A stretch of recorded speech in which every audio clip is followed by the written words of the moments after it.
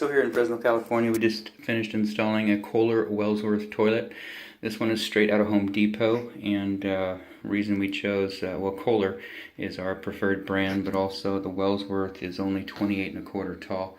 Most of the other toilets are 30 1/4, 30 3/4, so you've got this nice little tile ledge here with some wood return, and to avoid having to modify that wood there, we just got the Wellsworth.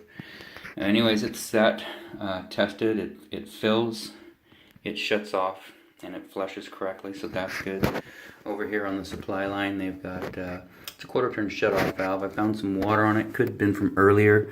I did dry it off. Would ask that in this area you monitor this. Just run your finger around, the bottom here, around this nut right here. These are my points of connection. There's an adapter sitting right here. It's a 1/2 inch adapter. So feel that, and then this 3/8 supply line.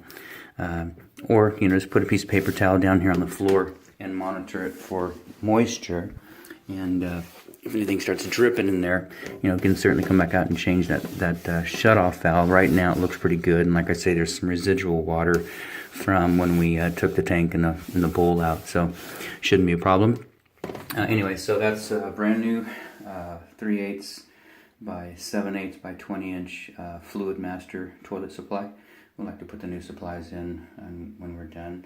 This toilet sets, it's pretty sturdy, not as sturdy as I would like it. Whenever you run into upstairs, you've got underlayment, and then you've got old closet flanges, and screws to the floor. If there's anything that's spongy at all, it translates to the toilet. So we do have a little bit of, just barely, but you can't see it because as I try and move it, the camera moves back and forth. But there's a small amount, very small amount of movement back and forth. It is supported. It's got shims in it in the front sides, so about here and here, and then also in the back, we've got some shims probably about here, and then the same thing on the other side. And what that does is it bolts down great. Right here where the bolts come through, it fastens down to the floor pretty good. However, it leaves a gap at the back and a gap at the front, so there's some unevenness in the floor.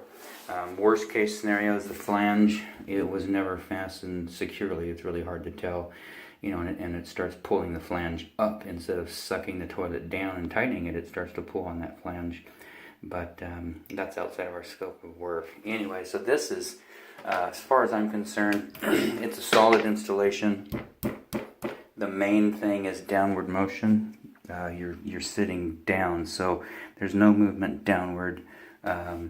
These are not to be used to stand on, walk on, dance on, anything. It's a toilet, so treat it gently, should be fine. Any trouble with it, give us a holler. We'll come back out, take care of it right away. Outside of that, this installation is done.